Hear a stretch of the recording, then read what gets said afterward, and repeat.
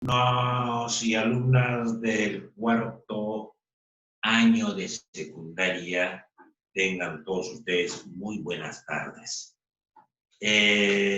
Muy bien, he estado siendo informado sobre los alumnos que están cumpliendo en forma responsable con las actividades que voy dejando. Eso merece, digamos, una especie de evaluación, porque toda acción que realiza el alumno y o la alumna en el campo de nosotros, en la profesión de nosotros, se tiene que evaluar, se tiene que calificar, se tiene que tener una nota de evaluación dentro de la participación de los alumnos.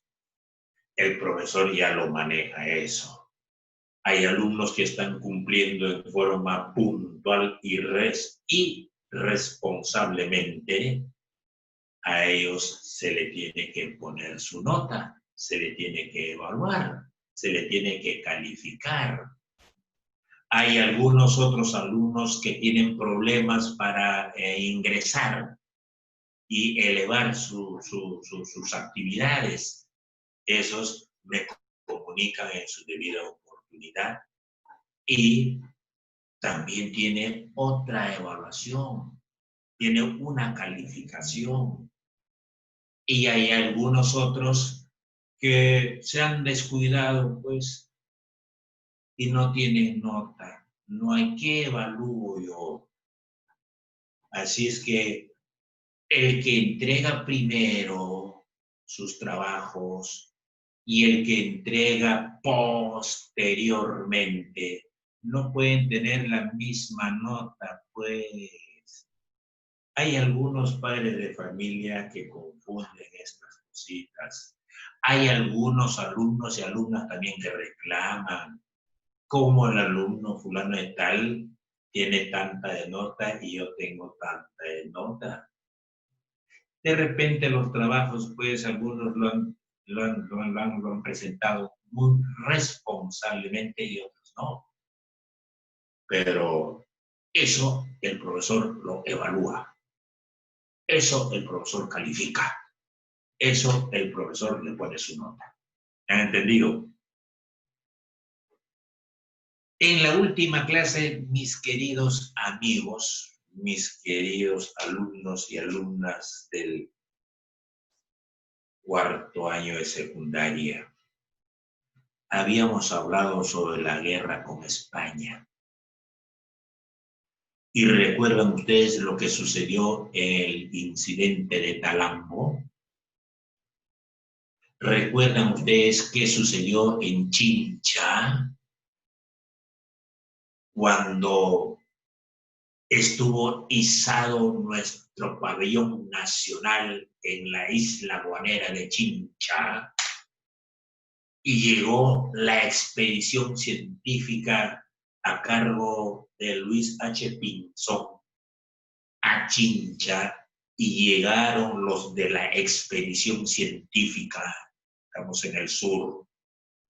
Nuestro pabellón nacional que estuvo izado, ¿acaso no fue, digamos, por los españoles, tuvieron que bajar ese pabellón nacional, bajar el pendón nacional, esa bandera de color rojo y blanco, agarraron y lo bajaron, y en su reemplazo, ¿acaso no izaron el pabellón español? ¿Y eso qué sucedió? ¿Acaso no se quedaron admirados los habitantes, las personas de la comunidad que se encontraban allí?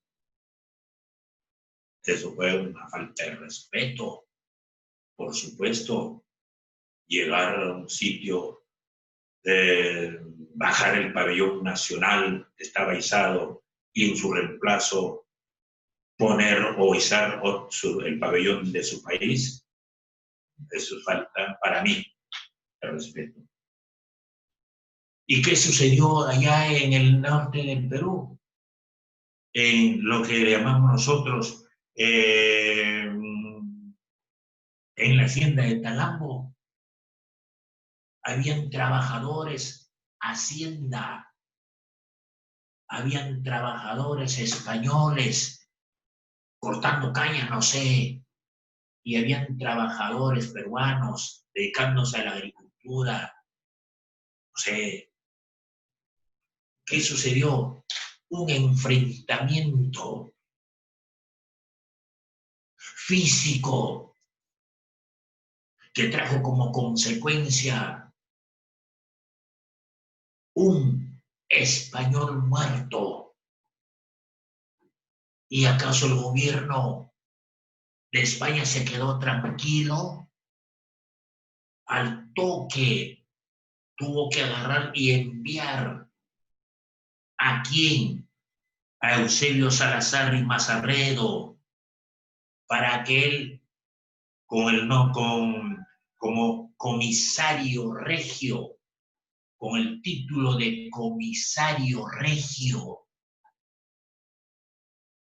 cuando sale de España, llega al aeropuerto y en el aeropuerto nuestras autoridades, las autoridades peruanas, no quisieron reconocerlo como comisario regio hasta que agarró y tuvo pues problemas. Comisario regio, lo vamos a reconocer. No, don Mariano Ignacio Prado, ¿qué vamos a reconocer a esa persona como autoridad máxima que venga a investigar los hechos que han ocurrido en la hacienda Talambo? ¿Sí? ¿Qué pasó luego de la isla de Chincha con la expedición científica? Yo puedo preguntar, mis queridos alumnos y alumnas, ¿qué entiendes tú por expedición científica? Fue una gran expedición que zarpó de España rumbo a esta parte del continente a hacer trabajos de investigación en diferentes campos de la actividad humana. Fue una gran expedición que zarpó, que salió de España, pero con la advertencia del gobierno español de ser fuerte, cuando lleguen a la isla a la isla de Chincha, en el Perú. Por eso ellos agarraron y bajaron el pendón nacional e izaron su pabellón nacional. ¿Qué sucede el 2 de mayo de 1866?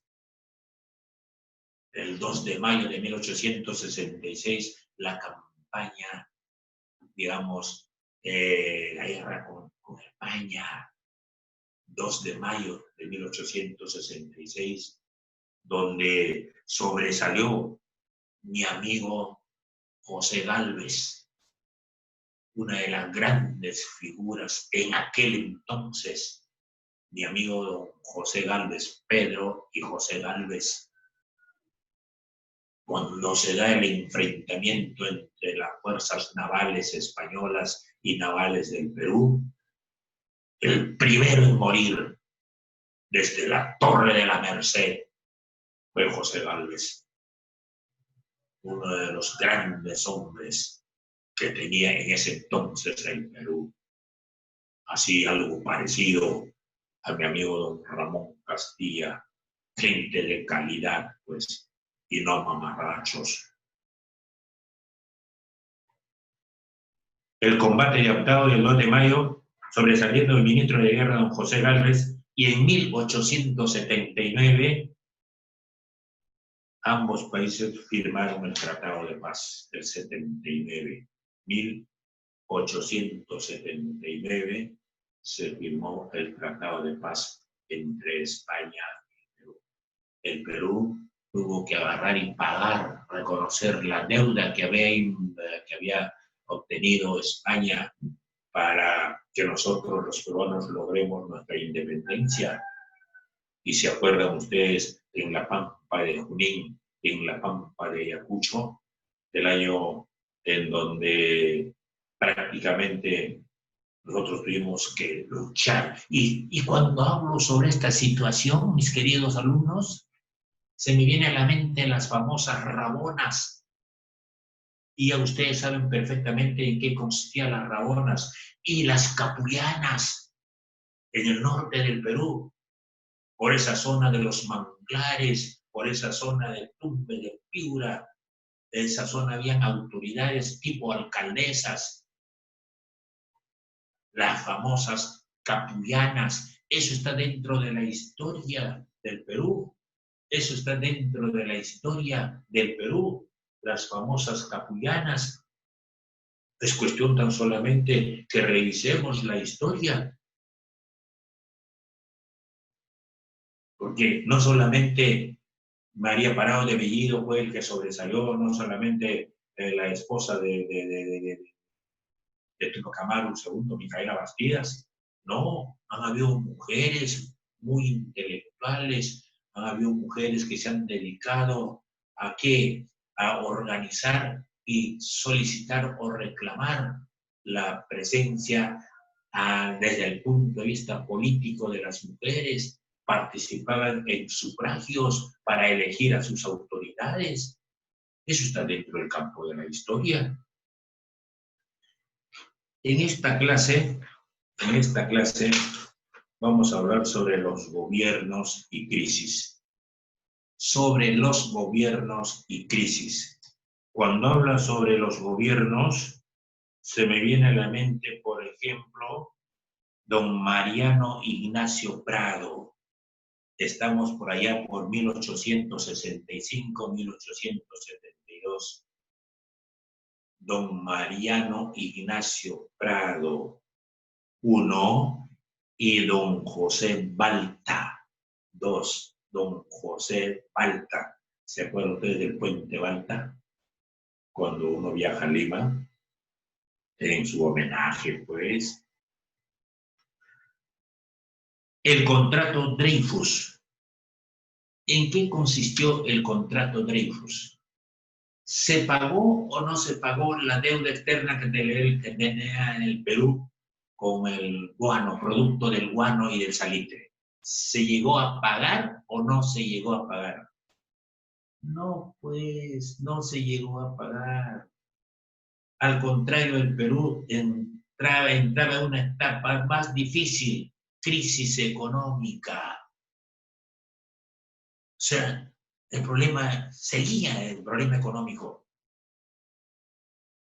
Y para eso, Balta, José Balta, cuando llega a la presidencia de la República, nombró José Balta, cuando llega a la presidencia de la República, nombró como secretario de Hacienda a don Nicolás de Piérola, secretario de Hacienda, hoy lo que se denomina secretario de Economía y Finanzas, hoy lo que se denomina ministro de Economía y Finanzas.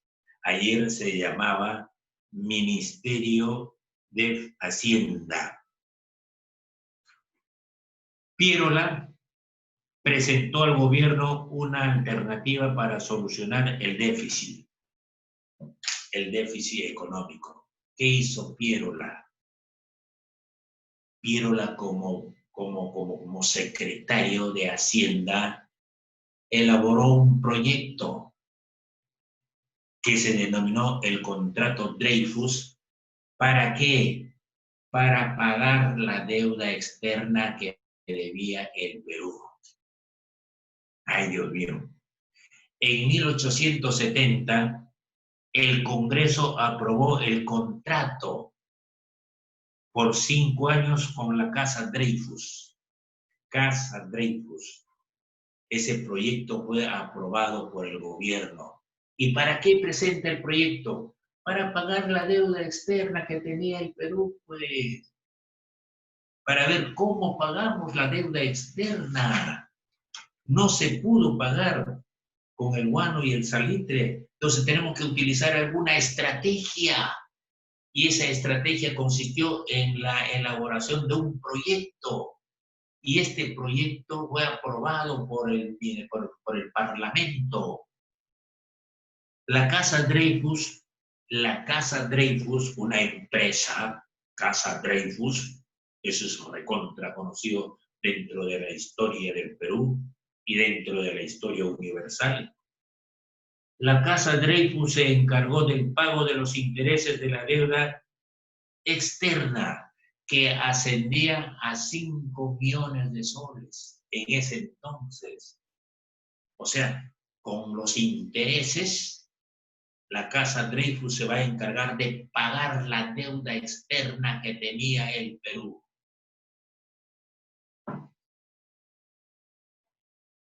Y se llegó a pagar, lo vamos a ver más adelante. Entonces, cuando se firma este contrato con la Casa Dreyfus y hay esperanza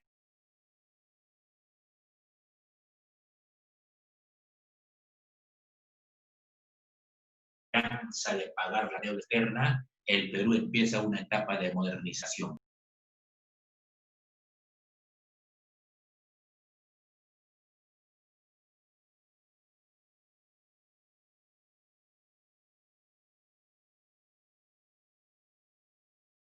Se empezó con modernidad Lima, porque ya tenemos ya el contrato Dreyfus, va a haber plata. El gobierno entonces empieza con José Balta en la construcción de la carretera Lima-Callao. Lima-Callao. Primera acción. Construcción del puente Balta, José Balta, en Lima. El Palacio de la Exposición. Eso seguramente tienen ustedes conocimiento. Papá, mamá, conversen el Palacio de la Exposición. ¿Sí? Luego, construcción del Hospital 2 de Mayo. Construcción del Hospital 2 de Mayo. Empezó a modernizarse Lima. La modernización de la capital. Entonces, se invirtió dinero para modernizar Lima. Construcción de carreteras, construcción del Puente Balta, Palacio de la Exposición, construcción del Hospital 2 de Mayo y modernización de la capital. Hasta ahora lo tenemos el Hospital 2 de Mayo. Lo tenemos uno de los hospitales en donde tiene historia, el Hospital 2 de Mayo, el Hospital Loaiza, y así sucesivamente. Han habido algunos gobernantes que han invertido bien, pero algunos otros, ay Dios mío. El proyecto del civilismo. Proyecto. ¿Qué cosa viene a ser el proyecto, alumnos y alumnas? Proyecto viene a ser un conjunto de acciones que vamos a desarrollar a largo, mediano y corto plazo. A eso se llama proyectos. Y cuando hablamos proyecto del civilismo, ¿qué proyectos existen para formar un partido civil? ¿Qué acciones vamos a realizar para formar un partido civil?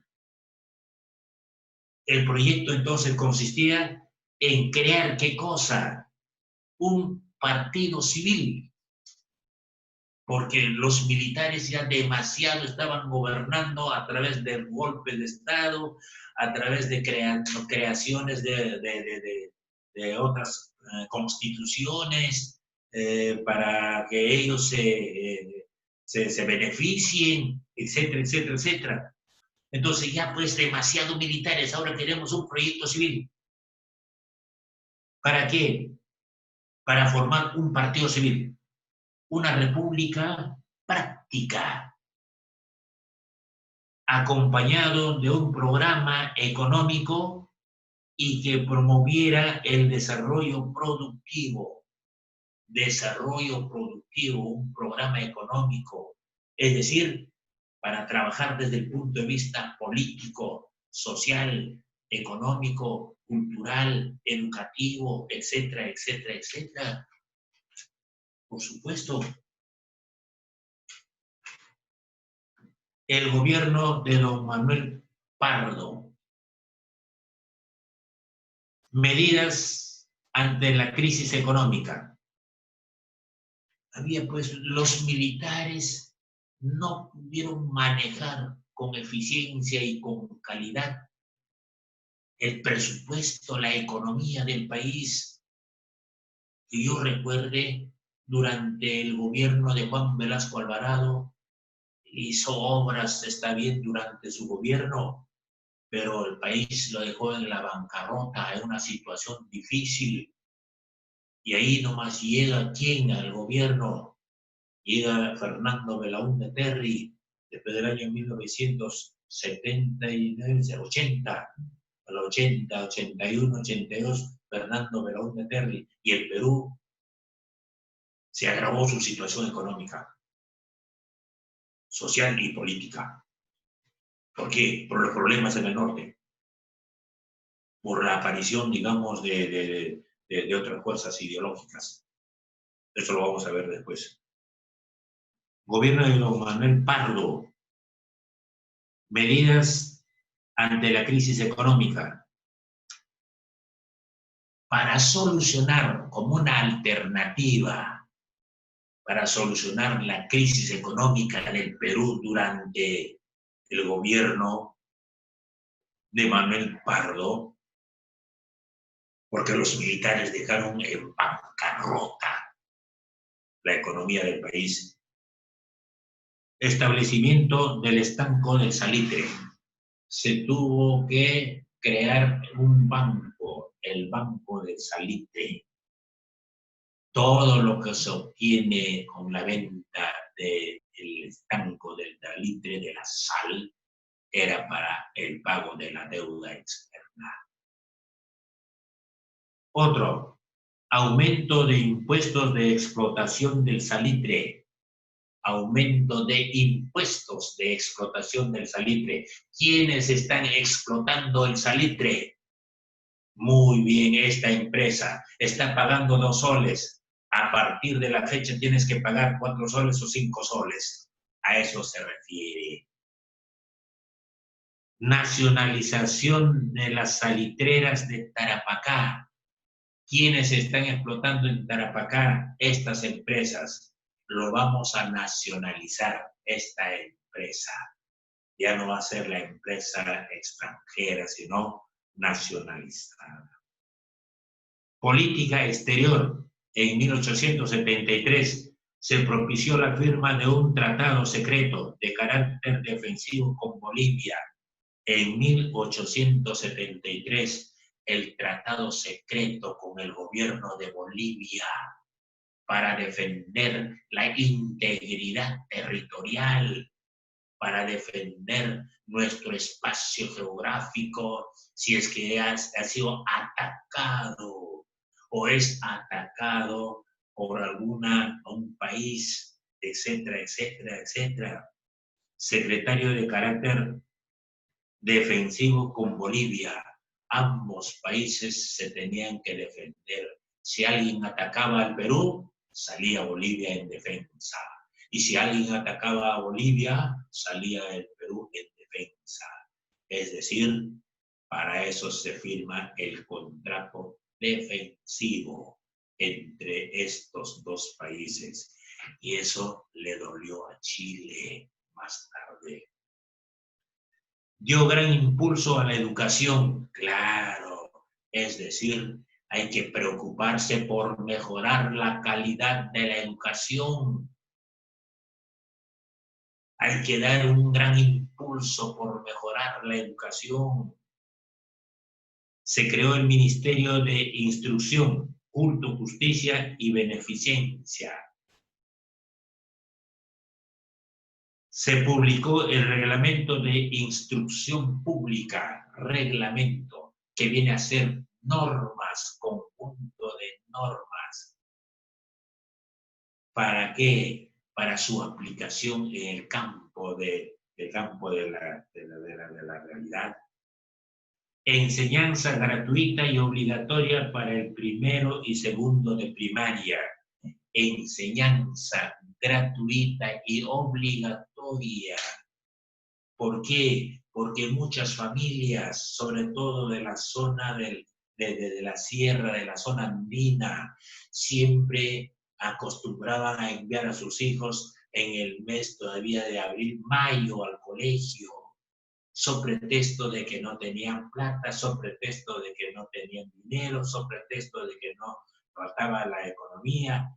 Entonces, los tenían a sus hijos trabajando entre los meses de marzo, abril, y recién en mayo los enviaban al colegio. Cuando agarra y el gobierno dice, la educación primaria tiene que ser obligatoria y gratuita, para que de esa manera los padres de familia no estén con que no tengo plata. O después el próximo año me hago que estudie. Entonces aquí ya no había pues esas justificaciones, sino la educación primaria es obligatoria y gratuita. Punto. Se reformó la Universidad de San Marcos. Seguramente que fue la Universidad de San Marcos clausurado por un tiempo porque se necesitaba actualizar las profesiones, sobre todo los contenidos, actualización de los contenidos de las diferentes ramas, de las diferentes profesiones. Y además, Universidad de San Marcos fue creado con la finalidad de que de dar una educación de calidad, no solamente a los hijos de la alta clase social, sino a los hijos de la mayoría de la población. Antes, hasta el año 1950, San Marcos fue utilizada solamente para los hijos de la alta clase social, y después se organizaron y se levantaron y tuvieron que agarrar y hacer que los hijos del pueblo, los hijos de la clase media, postulen a la Universidad de San Marcos. Ahora hay más estudiantes del Populorum, y en las universidades particulares tenemos de las diferentes clases sociales. Se fundó la Escuela Nacional de Ingenieros y la Escuela Nacional de Bellas Artes. Escuela Nacional de Ingenieros y la Escuela de Bellas Artes. Se organizó un censo nacional, es decir, un recuento de la población. Censo significa recuento de la población, saber, conocer qué cantidad de habitantes tenemos en el Perú. Para eso es el censo. El censo viene a ser el recuento de la población y saber la cantidad de habitantes que existen de un país, de un estado.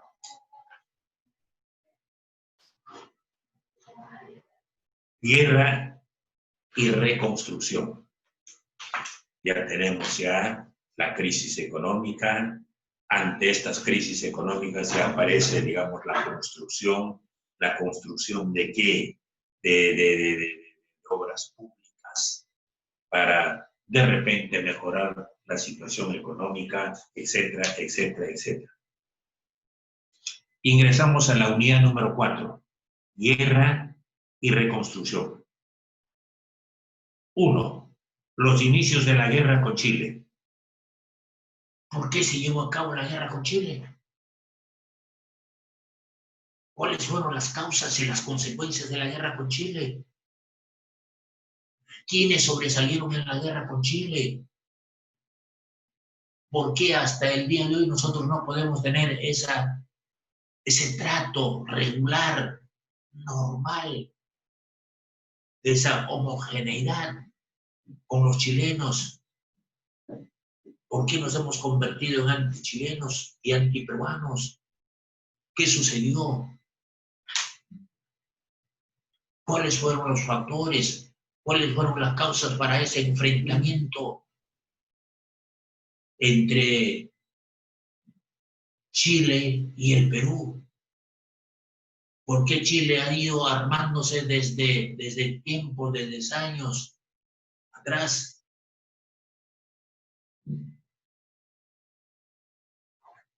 Factores. La aparición del salitre en Tarapacá. Aparece este recurso natural, el salitre en Tarapacá, que fue ambicionado por capitalistas chilenos e ingleses. Tarapacá todavía pertenecía a nosotros, pero aparece pues esta cuestión del salitre, y el salitre es un recurso natural que estaba siendo explotado por quién o por quiénes, por los ingleses y por los chilenos, para agarrar y mejorar su situación económica, tal como lo pudimos haber hecho nosotros con el guano y el salitre. Otro factor, el afán expansionista territorial de los chilenos. Los chilenos querían seguir avanzando hacia el norte, llegar a Tacna, llegar inclusive de repente hasta Arequipa, por querer aprovechar los recursos naturales.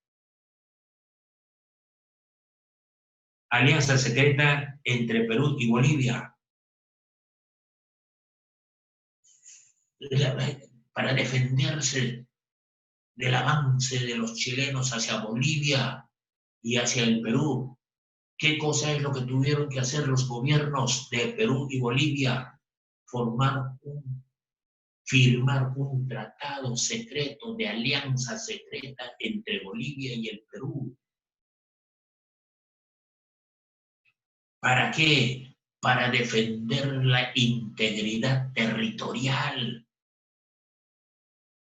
ante el ataque de algún país extranjero. Pero esta firma del tratado fue secreto. Y todo aquello que está bajo el sol, nada secreto existe.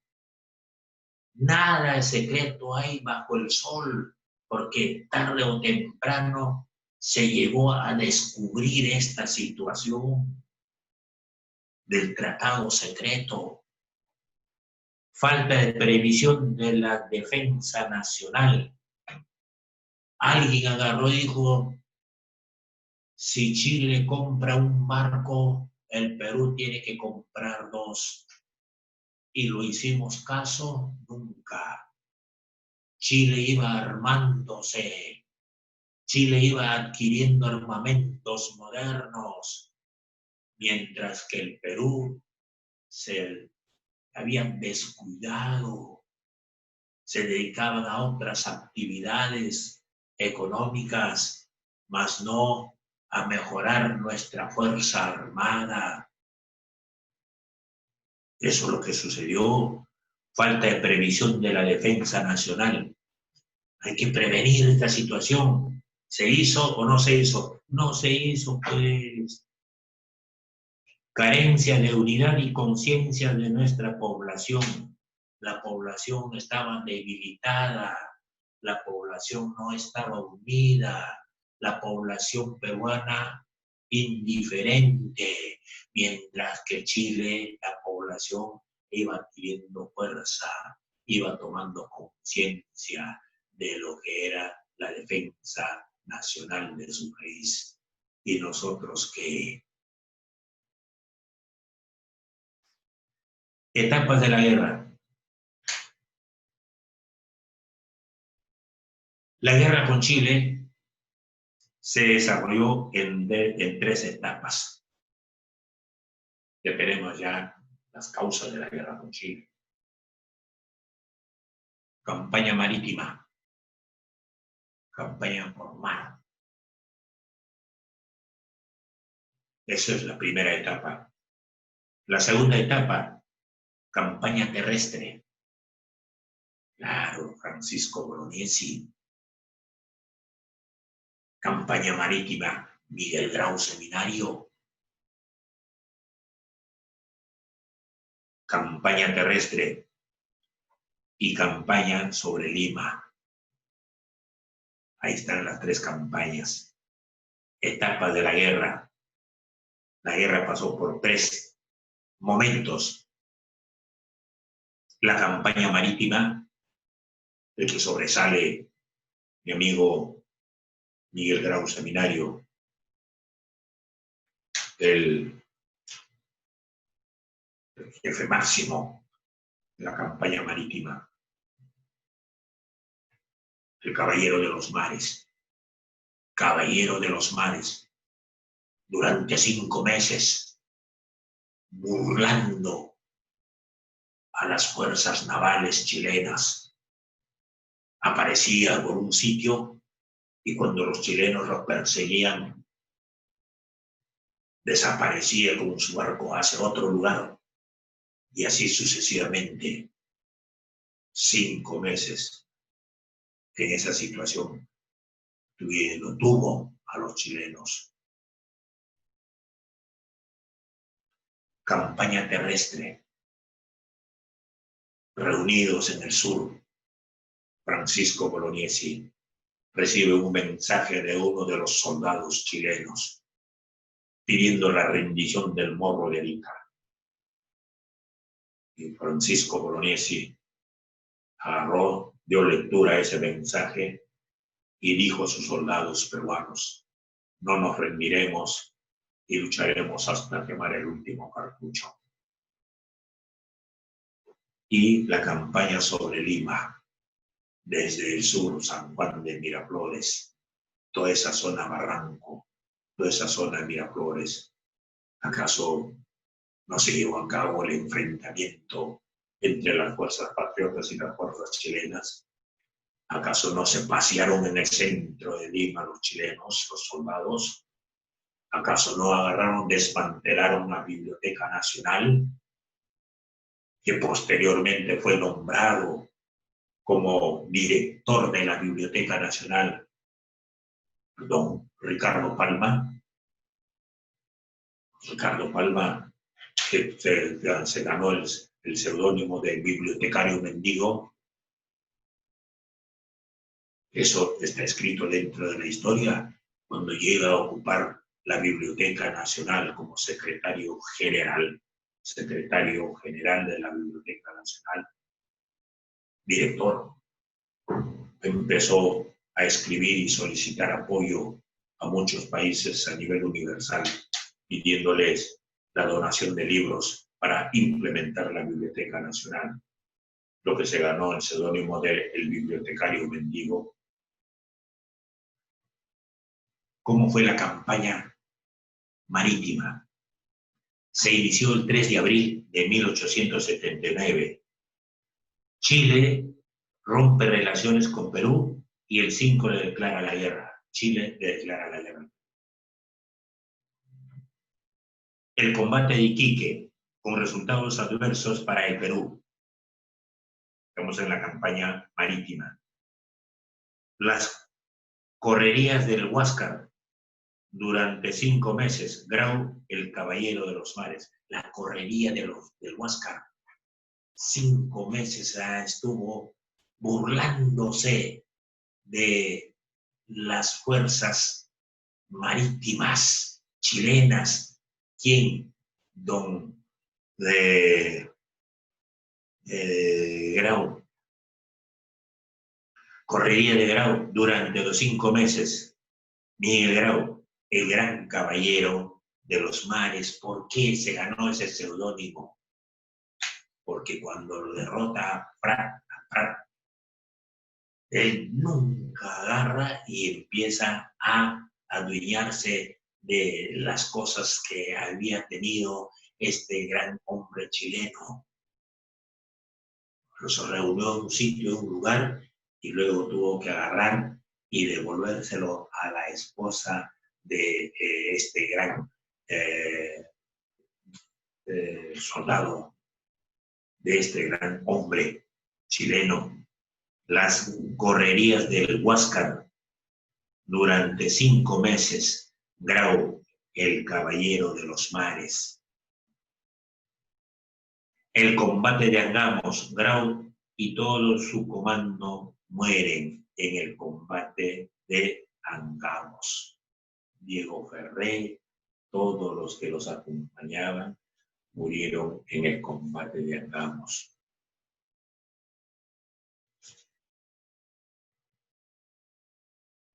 Lo más importante aquí es el ser caballero de los mares y porque Grau se caracterizó por ser un hombre culto, inteligente y un gran caballero. Él no agarró y dijo, este es mi enemigo, que lo vamos. No. La campaña terrestre. La campaña terrestre comprende la batalla de Pisagua. Cuando hablamos de terrestre es pues por tierra. Cuando hablamos de la campaña marítima, a Grau. ¿Sí? La campaña terrestre, Francisco Bolognesi y los demás soldados, altos jefes que acompañaban a Francisco Bolognesi. La campaña terrestre tenemos batalla de Pisagua. Luego tenemos batalla de San Francisco. Batalla de Tarapacá. Batalla de El Alto de la Alianza. Y batalla de Arica. Tarapacá, Arica. Mi amigo Francisco Bolognesi, el que lo tenemos su monumento en la Plaza Francisco Bolognesi en Lima, es para recordar los hechos significativos de estos grandes hombres, sobre todo de Francisco Bolognesi. Por eso la historia lo recuerda poniendo el nombre de instituciones educativas, de instituciones nacionales, nombre de parques a grandes hombres como Miguel Grau Seminario. ¿Dónde se encuentra Miguel Grau Seminario? Que lo sabemos, en la Plaza Grau. Ahí está el monumento. ¿Dónde lo tenemos? En el Parque Universitario. Aquí, ahí lo tenemos, por ejemplo, a don Hipólito Unanue, y así sucesivamente. ¿Dónde lo tenemos nosotros? A don José de San Martín, en la Plaza San Martín. Es decir, grandes hombres que se hicieron cargo de la organización política, social, económica, cultural de nuestro país.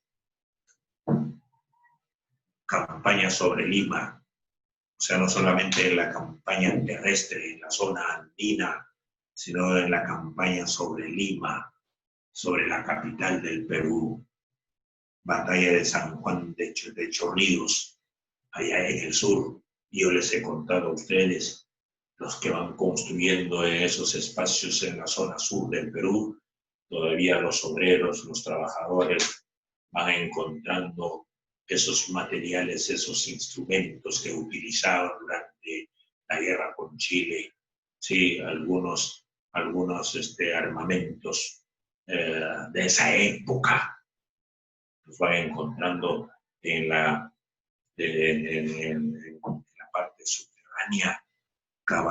Tenemos batalla de San Juan de Chorrillos, luego tenemos la batalla de Miraflores, San Juan de Miraflores, campaña de resistencia en la sierra de 1882 y 83, batalla de Pucará, Marcavalle y Concepción.